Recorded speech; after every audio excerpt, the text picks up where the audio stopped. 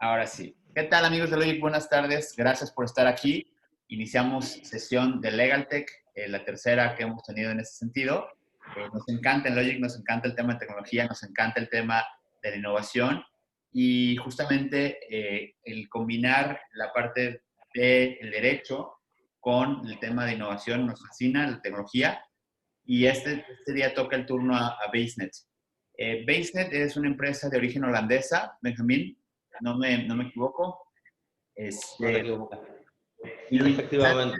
lo interesante de esta empresa es que tienen ya 25 años. O sea, imagínense una empresa tecnológica que tiene servicios en la nube desde hace 25 años. Entonces, créanme que es una empresa muy consolidada, es decir, es una empresa que de verdad lo ha hecho muy bien, es decir, a diferencia de algunas startups que hemos platicado de forma previa, esta no es como tal, no se podría considerar como una startup porque ya es empresa, pero tiene otros retos, ¿no? Que tienen que ver con el crecimiento, que tiene que ver con la internacionalización y que obviamente, pues bueno, Benjamín es parte de este esfuerzo de crecimiento internacional. Él está en España. ¿En qué parte de España estás, Benjamín? Hola, muy buenas a todos. Antes de nada, gracias por asistir. Y bueno, con respecto a Business de España, comentaros que estamos en Málaga, en el sur de España. Tenemos la suerte de estar en Andalucía. Buenísimo. Pues bueno, hay que empezar por hablar de business, ¿no? Porque pues, a lo mejor no le suena nada. Y bueno, pues me encantaría, Benjamín, tú que estás a cargo de esto, que nos platicaras qué es BaseNet, cómo resuelve, sobre todo a la gente que está en la parte del derecho, a la gente que ya se dedica hoy al derecho, cómo le resuelves, qué problemáticas le resuelves, que esta parte pues, de LegalTech es interesante y son herramientas específicamente para abogados. Entonces, cuéntame un poquito qué es BaseNet de forma breve.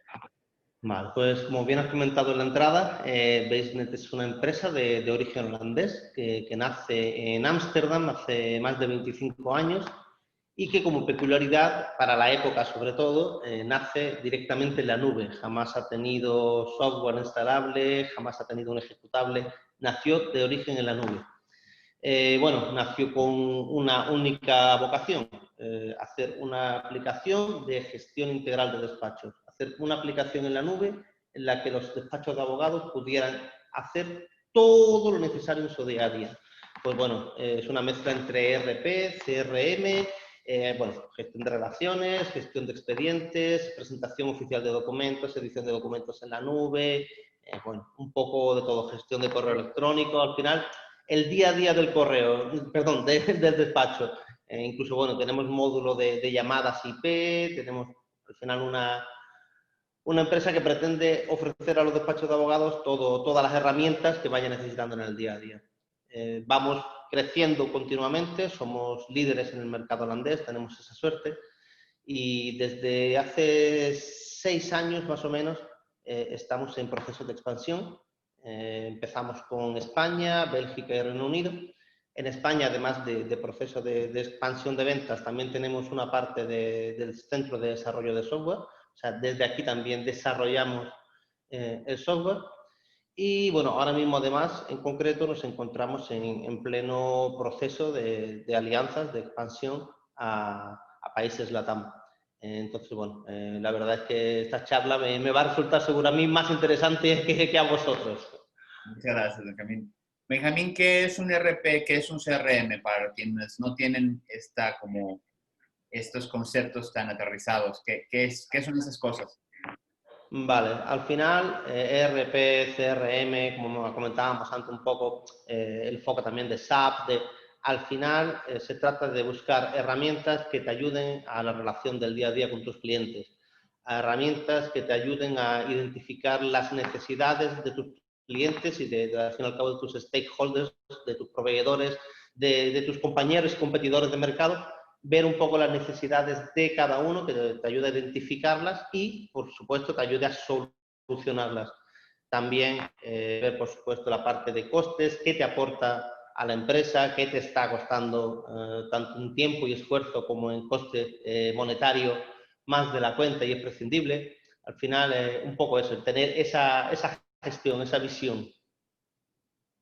Fíjate que alguna ocasión yo me he tocado siempre trabajar en temas de tecnología por mi perfil, que me dedico a temas inicié con temas de propiedad intelectual, y a mí alguien me comentó que un ERP era como que si toda tu empresa tuviera sensores, es decir, tener la posibilidad de tener en tiempo real dónde están prácticamente todas las cosas de tu empresa, desde en este caso, pues es una plataforma, es una pantalla, que te ayuda a ver cuál es el estado de las cosas, ¿no? Que eso, tener ese control, esa visibilidad y también tener lo que te da, en este caso, pues un RP que al final del día es, pues, tener bien medidos, tener muy bien calculados cómo vas en cada cosa y la eficiencia de la empresa, creo que es algo que por un lado, creo que es algo que proviene un poquito de las industrias, es decir, sobre todo aquellos manufactureros que requieren esta eficiencia necesaria dentro de sus líneas de producción, y es un poquito como tropicalizarlo al derecho, ¿no? Así lo entiendo a las oficinas que se dedican a temas de derecho.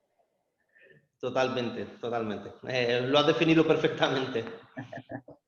Buenísimo. Sí, porque imagínate, a veces, yo creo que a todos nos pasa, sobre todo quienes tenemos despacho, que no sabemos en qué parte de la etapa de un juicio está tal cosa, que te marca un cliente para preguntarte, oye, mi asunto, ¿cómo va? Y de pronto, pues, no todos los asuntos los puedes llevar tú, ¿no? De alguna forma, en una organización delegas, y al momento de delegar, pues digamos que no te das, es como el tablero de tu coche, ¿no? De tu auto, cuando el foquito te brilla que algo está mal. Si no tienes este tablero, prácticamente vas a ciegas, ¿no? Totalmente. Cuéntame un poquito cuáles son los retos. Hemos platicado anteriormente de empresas de startups que están muy, muy tempranas, pero para ustedes, el hecho de crecer, de internacionalizarse, ¿cuáles son los retos? Es decir, porque algo que nos da el Internet es esta posibilidad de ser, ahora sí que, de poder acceder prácticamente a todo el mundo a través de tu pantalla.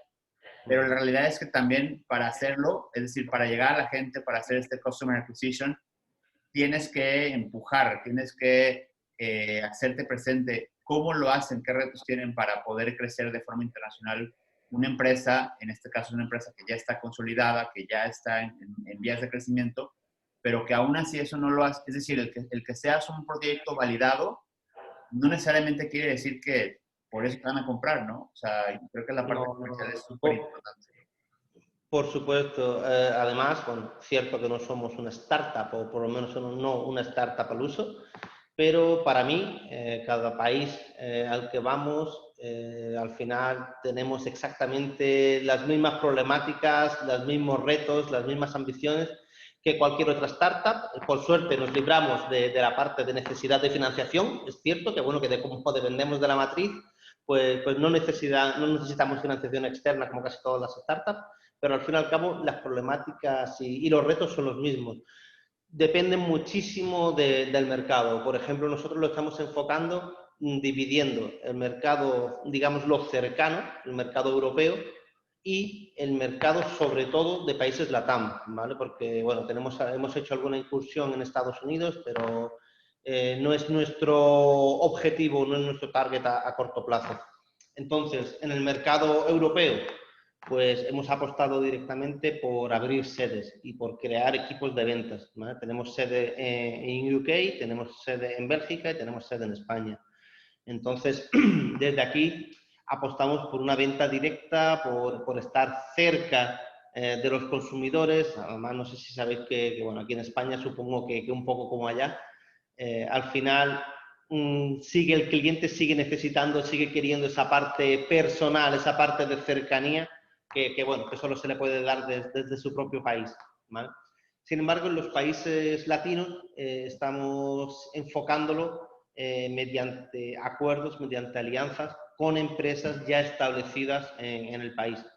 De hecho, actualmente estamos cerrando con una distribuidora que va a hacer las veces de distribuidora de BaseNet en Perú, y tenemos también cerrado con Guatemala. De hecho, con México hemos estado en conversaciones con una empresa, pero bueno, no lo teníamos muy claro, y estamos, aprovecho para decirlo, abiertos a encontrar bueno, un socio lo suficientemente fuerte como para poder realizar una alianza y que haga las veces de distribuidor de BaseNet en México. Al final, bueno, problemas miles. Podréis imaginar, yo también tengo un background tecnológico, yo soy responsable de ventas de BaseNet España, pero a su vez también soy ingeniero de software.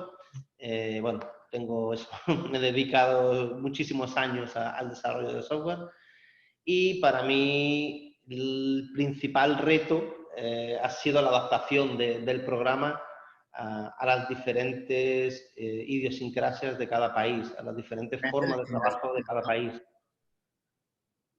Sí, perdona. Las diferentes legislaciones, pues cada uno en cada país tiene su propia forma de hacer las cosas en el tema legal. Efectivamente, incluso no solo legislaciones, que sí, por supuesto, pero no solo legislaciones, también en los hechos culturales, las diferencias culturales afectan muchísimo. Te pongo un ejemplo, ¿vale? Nosotros en España facturamos casi siempre a monto fijo, a precio fijo, un expediente, llega un cliente, el abogado, el letrado, designa una cantidad para ese trabajo y se cierra. En muchos países de Europa, entre ellos Holanda, se factura sobre todo por hora invertida. Entonces, ese cambio de mentalidad también hay que aplicarlo al final al software. O sea, muchas veces cuando vamos a exportar un software, no solo hemos de plantearnos cuán bueno es nuestro software, sino cómo se adapta al mercado al que va, ¿vale? También, por supuesto, bueno, pues temas de internacionalización, de idiomas, etcétera, por supuesto son primordiales también. Al final vas a otro país, tienes que adaptar a legislación, a plataformas con las que integras, al final, bueno, un poco de todo. Oye, y platícame, muchos de los que están aquí, te están aquí porque les interesa emprender en la parte de la industria del legal tech. Ustedes tienen un nicho muy específico, es decir, ustedes ya están en un nicho de gestión de despachos, de gestiones de procesos, por así decirlo. ¿Qué otras oportunidades crees que existen o que incluso BaseNet está de pronto ampliando o que tenga proyectos colaterales? Es decir, ¿dónde están las grandes oportunidades de esta, pues ahora sí que de esta industria 4.0, de esta industria tecnológica, el Internet de las cosas? Es decir, ¿qué ves, qué alcanzas a ver tú como ingeniero, como especialista ya de temas de Legal Tech? ¿Qué crees que viene para no nomás para España o para BaseNet, sino en general? A ver, yo te diría, a modo un poco más utópico, un poco más de largo plazo, yo apostaría sin duda por la inteligencia artificial aplicada a los juicios. Ya está habiendo muchos avances y están creciendo empresas que van a invertir muy fuerte en ello. Eso sí, quizás sea un tema en el que no puedas esperar una rentabilidad como empresa en el corto plazo. Yo si tuviera, y te lo digo sinceramente, si tuviera que apostar en el corto plazo por una empresa Legal Tech, apostaría por la certificación de las comunicaciones y por las firmas digitales, por la digitalización de documentos. Al final, cada vez más se están solicitando servicios de autenticación de firmas, servicios de certificación de entrega y de apertura de mails. Al final es, bueno, un poco estamos pasando de los burofax que se llamaban en España, no sé si allá se llamaban igual, que bueno, al final es una carta con recibo sí o sí de recibir, valga la redundancia. Y eso, el digitalizar esa parte, por lo menos en el área de Europa, está creando muchísimas oportunidades, muchísimas oportunidades. Están creciendo muchas empresas. Nosotros, sin ir más lejos, estamos no desarrollando, pero sí estamos integrando con empresas terceras que proveen esos servicios. Sí, de hecho, la primera plática que tuvimos fue con una empresa de esta característica, Leipal, tal vez la conozcas, Me suena, sí. de Edwin Mata. Y sí, la realidad es que el cambio de paradigma fue muy fuerte porque la realidad es que a la hora existe todavía mucho miedo respecto al tema de la firma, de esta gestión digital de las firmas, pero la realidad es que es algo que pues ya está, o sea, es inevitable pensar que no es el siguiente paso, ¿no? Entonces, Por eso es que a lo mejor el que nos reafirmes según tu visión y según pues ahora sí que las necesidades que la propia empresa, los clientes tienen, eso por un lado. Y por otro, creo que uno súper interesante, que es el que se conoce como el ODR, ¿no? O el ODR, que es el Online Dispute Resolution, donde justamente por ahí vas, ¿no? El tema de inteligencia artificial y las disputas en línea. ¿Nos puedes platicar un poquito más sobre eso? Porque creo que más de alguno tenía alguna inquietud respecto de esto y a lo mejor tú lo puedes explicar mucho mejor que yo. A ver, yo te hablo casi desde una perspectiva de usuario más que de trabajador en ese área, porque bueno, por suerte tengo contactos que trabajan en esa tecnología, pero en realidad nosotros no somos parte de ello. Ok. ¿Vale? Pero ¿nos puedes explicar un poco en qué están trabajando estos compañeros, estos colegas tuyos en estas tecnologías de disputas en línea o disputas, ahora sí que litigios en línea, juicios en línea, por así decirlo?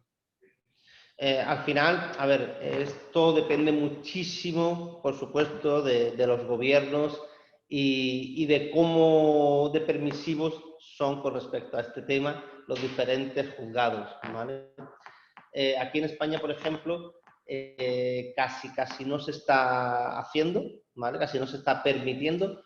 Se tira más por el lado de, digamos, aceptar comunicaciones certificadas, etcétera, pero no de la realización pura de los juicios en línea. Ahí la verdad es que me quedo un poco fuera. Ok. La realidad, bueno, yo lo que tú me dirás o me podrás completar, esta parte de los online dispute resolution tienen cada vez más implicaciones, por un lado, de admisión o de alguna forma de revisión de pruebas de manera inteligente a través de inteligencia artificial, lo que hace mucho más rápido el asunto, en vez de ir con un juez. O sea, si hay un juez, al final del día sí hay quien determina, pero realmente los juicios como tal, pues, las pruebas es lo que de alguna forma hace que se pueda, pues ahora sí que se pueda probar o no un hecho, es decir, lo que está en disputa. Y este tipo de cosas, creo que el año que estamos viviendo particularmente que tiene que ver con el COVID y a lo mejor ustedes en España no lo están viviendo, pero aquí en México fue desastroso para el tema judicial, es decir, hay una política prácticamente de rechazo absoluto por los juicios, es decir, cualquier cosa que esté mal es suficiente como para tratar de patearte el juicio y hay un rezago judicial terrible que creo que pues entre la digitalización que es urgente y la generación de herramientas sería mucho más ágil. Sin embargo, me voy a meter a otro tema que a lo mejor también es de tu interés y es un poquito como la curva de adaptación, es decir, los que adaptan, los últimos que adaptan, se adaptan en tema tecnológico, lamentablemente son los gobiernos. Es decir, primero hay una adopción de parte de mucha gente y prácticamente los laggers que se les conocen, pues son los gobiernos, ¿no? Entonces, porque están más expuestos a esta parte de la crítica, por así decirlo. Totalmente. Además, normalmente, por lo menos en España, cuando comienzan a adaptarse, lo hacen deprisa y mal. Las plataformas que ponen a disposición de los abogados, para mí, son completamente inusables y 15, 20 años atrasadas en el tiempo. Al final, bueno, es un poco una obligación adaptarse, no queda otra. De hecho, por ejemplo, aquí hay una plataforma muy conocida a nivel estatal que todo abogado está obligado a utilizar y que, sinceramente, desde mi experiencia profesional no conozco a nadie que esté contento con ella. Pero bueno, no queda más remedio que hacerlo. Al final lo que sí me queda claro es, como bien has dicho, el cambio tecnológico llega de abajo arriba, llega desde los abogados, desde los propios jueces hacia el gobierno y hacia los gobiernos y no al revés. Por suerte, hasta hace relativamente poco tiempo, hasta hace 3, 4 años, se notaban todavía muchas reticencias de parte de los abogados, de los diferentes perfiles del ámbito judicial, mucha reticencia a las nuevas tecnologías, ¿vale? Por lo menos aquí en Europa sigue habiendo un punto de vista conservador. La mayoría de los despachos tenían archivadores y archivadores y archivadores en formato físico. Y bueno, eran un poco reacios eso, al software, a cualquier tipo de software LegalTech. Sin embargo, de unos años para acá hemos vivido un cambio radical. No solamente son cada vez más propensos y están más abiertos a nuevas herramientas, sino que ven que es una necesidad apremiante y que tienen que montarse en el tren sí o sí. Y es una desgracia, pero con todo lo que estamos pasando con esta pandemia, con este maldito COVID, muchos despachos se han visto encerrados en casa sin poder acceder a muchos de sus documentos, sin poder presentar telemáticamente X documentación, y ha hecho que todo el mundo reflexione sobre la necesidad imperiosa de subirse al tren de la LegalTech. Oye, Benjamín, aquí hay un tema que para mí es, creo que el más importante y que creo que es el central de esta plática. No es muy diferente cuando alguien tiene un proyecto propio que está arrancando a ustedes, que de alguna forma ya tiene historia, pero la adquisición de clientes, ¿no? Y en su caso particularmente porque están abriendo o estás abriendo nuevos países, tropicalizando el proyecto a nuevas geografías. Bajo tu perspectiva, ¿cuáles han sido los descubrimientos más importantes que has tenido en esta parte de adquisición de clientes? O sea, ¿cómo usan los funnels? ¿No los usan? ¿Cuál sería, ahora sí que si tuvieras que explicarle al Benjamín de hace 3 años qué cosas te hubieran servido y qué cosas de verdad no te hubieran servido? ¿Qué nos podrías compartir de tu experiencia? Bueno, al final creo que un poco lo evidente, un poco lo que todo el mundo diría. Al final el marketing online está funcionando muchísimo. Al final, bueno, desde campañas de Google AdWords a Instagram, a Facebook, LinkedIn, están funcionando muchísimo. Te dan una captación de leads muy alta, hasta congresos. Bueno, nos hemos movido muchísimo por diferentes congresos de abogacía, en los que quizás la captación de leads no es tan alta, pero sí la calidad de los leads es increíble, porque bueno, es gente que está expresamente en un congreso pagando una entrada, desplazándose hacia un punto de la geografía única y exclusivamente para obtener información de cómo mejorar su despacho, de cómo mejorar su día a día. Entonces, bueno, eso es un público muy interesante. Y quizás algo que no esperaba hace 3 años, sobre todo en un mundo como el LegalTech, que aquí estaba un poco parado, no esperaba que tuviera tanta repercusión. No los llamaría influencers, pero sí una serie de personas / empresas que se han denominado como gurús del LegalTech y que aquí en España han obtenido un alto nivel de seguimiento y sinceramente son muy útiles tanto a la hora de desarrollar el producto y de mejorar el producto, como a la hora de acceder a esos leads que puedan convertirse en ventas.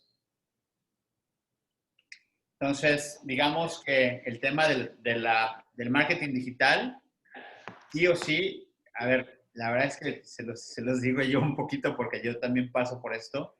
Quien no está haciendo marketing digital, realmente no sé qué está haciendo. Es decir, la captación de clientes a través de las herramientas, particularmente, bueno, nosotros usamos mucho Facebook Ads, Facebook y bueno, todo lo que es la estructura, pero el hecho de tener una buena red de pesca de clientes a través de las propias redes, digamos que es algo obligado. Es decir, si no lo están haciendo todos ustedes son víctimas, es decir, forman parte de esto. Es decir, si no hubiera sido por las redes sociales no nos conoceríamos. Esa es la primera, porque este grupo esté integrado por gente que ha estado en algún proyecto de Logic, y Logic ha sido totalmente por redes sociales.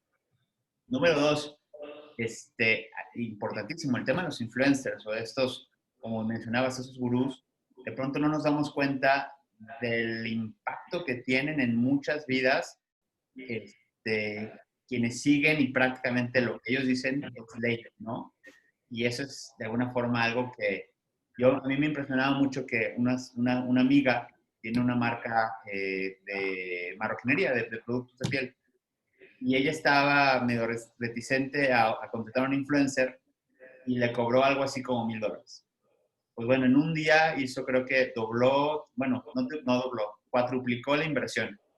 Y ella estaba asustada de lo que un buen influencer con un post te puede dar, ¿no? Que es algo que es impresionante, pues, y que de alguna forma como que está cada vez, es un tipo de marketing diferente. Algo que también me gustaría platicar, Benjamín, es muchos tienen como la idea de en qué empezar, quieren empezar un proyecto LegalTech, pero a veces no se dan cuenta que también formar parte de uno ya existente, es decir, hay muchos proyectos que lo que buscan es impulso en otros países que están abiertos a otras geografías, pero que pues, evidentemente el tema de los recursos no necesariamente da, es decir, para poder crecer requieres también meterle lana y no hay dinero que te ajuste, pues. En su caso, me lo comentabas tú, Benjamín, ustedes tienen la intención de crecer con base a aliados estratégicos en cada país, ¿no? Que eso es algo que también de pronto no pensamos, que de alguna forma a lo mejor encontrar a un proyecto ya validado, ya que funciona, ya que tiene ingenieros, ya que no tienes que pasar por esa etapa, puede llegar a ser también una gran forma de meterte en esta industria legal, ¿no? Totalmente. De hecho, bueno, yo ahí os hablo con total sinceridad. Para mí, estando, hablando siempre de América, porque aquí en Europa la cosa se complica, pero hablando de América, hay muchísimas, pero muchísimas empresas interesadas en invertir en América, en exportar su producto a América, y todos sabemos que es imposible hacerlo si no vas de la mano con alguien de allá. Entonces, yo de verdad que me plantearía el poder entrar con una empresa, no lo digo de verdad, esto os lo prometo, no tiene nada que ver con que veis que esté abriendo en América, no van por ahí los tiros, pero os lo digo de corazón. Yo conozco ya varias empresas que tienen un producto muy consolidado, que tienen financiación por detrás, que tienen las ganas de invertir en marketing, de invertir en una apertura en América y sobre todo en América Latina, porque bueno, por tema de costes y tal, Norteamérica ya es un poco bueno, más, no solo caro, sino más inaccesible, digámoslo así. Voy a explicar un poquito lo que quieres decir. La realidad tiene que ver creo que con la parte del Customer Acquisition, es decir, a través de que todas sus campañas, hay países como en Estados Unidos que es muy caro, es decir, que de alguna forma la puja o esta subasta de intereses es muy cara, ¿no? El costo de accesar a estos clientes, potenciales clientes, se vuelve muy cara, pero por alguna razón, y ustedes no lo saben, pero más vale que lo sepan, Latinoamérica es muy barato. O sea, realmente hay empresas, a mí me tocó platicar alguna vez con un conocido que tiene empresas de tecnología, y me decía, bueno, el negocio en Estados Unidos es vender los leads, es vender al interesado, al usuario. En México es tan barato que el negocio, bueno, México y Latinoamérica es tan barato que el negocio tiene que hacer que tú tengas tu producto y que agarre la mayor cantidad de lead posible para que los traigas a tu empresa. Es decir, vender, perdón por lo que voy a decir, suena feo, pero vender es muy fácil, muy barato en México y en Latinoamérica. ¿Por ahí va el tema? Por ahí va el tema, totalmente. Además, sinceramente me sorprende porque, bueno, cuando hablamos desde Europa, México es el principal país al que toda empresa piensa en abrirse. Sin embargo, en el sector legal tech, y te lo comento también por el input que recibimos en cuanto a leads que vienen de México, creo que en cuestión de legal tech todavía tiene muchísimo mercado que abarcar. Creo que no está para nada colapsado el mercado y creo que hay muchísimas oportunidades. Totalmente de acuerdo con eso. Totalmente de acuerdo. Realmente digo, este foro lo abrimos lo voy a decir, por un interés personal. A mí me encanta este tema de la tecnología y del derecho, pero realmente hay muy poco en México, si no es que casi nada, o sea, hay muy poco, ¿no? Entonces, esto es un poquito como para quienes tienen ideas, las vayan articulando con algunas cosas que alguien como tú o como los ponentes previos ya tienen esta experiencia que nos pueden decir, ¿sabes qué? Dale por acá, ¿no? Dale, este es el norte, por ahí es. Benjamín, pues sabemos que andabas un poquito corto de tiempos, no queremos abusar demasiado de tu agenda. Pues simple y sencillamente me gustaría que terminaras como un poquito de explicarnos qué es BaseNet para quien quiera usarlo. Nosotros en Logic ya te lo comentamos, tenemos el interés de tal cual usarlo nosotros, es decir, queremos probarlo. Y bueno, pues cómo esto facilita la vida, es decir, cómo haría un despacho más, cómo sería un despacho más competitivo con o sin BaseNet en su ecuación. Vale, perfecto. Muchas gracias por la oportunidad de explicaroslo. A ver, un poco ya lo que hemos ido hablando. BaseNet trata de abarcar todos los puntos que necesita un despacho de abogados en el día a día. Desde saber cuánto te está costando un cliente y cuánto te está aportando ese cliente, hasta poder compartir correos, documentos, etcétera, con tus compañeros y con tus clientes de forma dinámica, hasta poder ver, pues bueno, todos los indicadores sobre tu despacho, sobre dónde inviertes el tiempo, dónde inviertes el dinero, cómo te repercute eso a la hora de las ventas. Al final, eso es casi cualquier necesidad que tiene un despacho de abogados, intentamos solventarla. Quiero aprovechar, fuera parte de explicaros un poco la funcionalidad. Bueno, como podéis ver en la pantalla actualmente, estamos completamente en la nube, contamos con espacio ilimitado, tenemos aplicación móvil para iOS y para Android, tenemos cientos de funcionalidades. Además, aquí siempre digo lo mismo a todos nuestros clientes, tenemos tantísima funcionalidad, tantísimas opciones, que la mayoría está oculta por defecto, porque si no abrumaríamos a nuestros clientes. Entonces siempre decimos lo mismo, te enseñamos lo básico, cualquier necesidad que tenga, cuéntanosla, porque seguramente la cubrimos y solamente tenemos que activártelo, ¿vale? Bueno, en cuanto a funcionalidad, podéis verlo en nuestra página web. Lo que sí me gustaría es comentaros que, bueno, a todos los que hayáis asistido a esta charla, además del mes de prueba que tiene todo el mundo, en vuestro caso intentaríamos hacer que fueran 2 meses de prueba totalmente gratuitos, y además en la web vais a ver una serie de costes de inicialización, etcétera. Para todos los asistentes no habría costes de inicialización, ¿vale? Tan solo sería el pago recurrente. Y sí son caros, para que no lo tomen o sea, estaba checando los costos de inversión inicial, porque hay que explicarlo, o sea, lo que hacen es adaptan el software a las necesidades del despacho. Entonces, eso trae costos de Efectivamente. ingenieros, de gente que tiene que de alguna forma implementar los módulos de cada despacho, de las necesidades que tiene el despacho como tal, ¿no? Exacto, al final es eso, al final esa inicialización, esa migración de datos, esa adaptación al cliente, pues al final son muchas horas de gente muy cualificada que por supuesto, claro, tiene un coste que ni mucho menos queda cubierto con lo que se cobra, pero bueno, es un quid pro quo. Ok.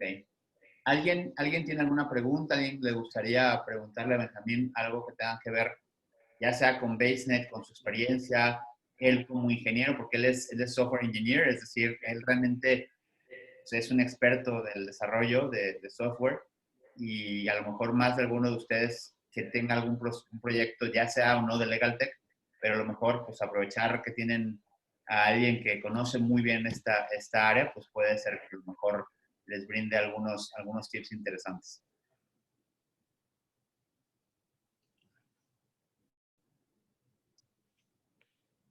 Pregunta Mario, dice que en la experiencia de adaptar el software a diferentes despachos, ¿cuál ha sido lo más complicado? Es decir, de esta parte de la adaptabilidad o de esas cuestiones, ¿qué es lo más complejo que te has encontrado?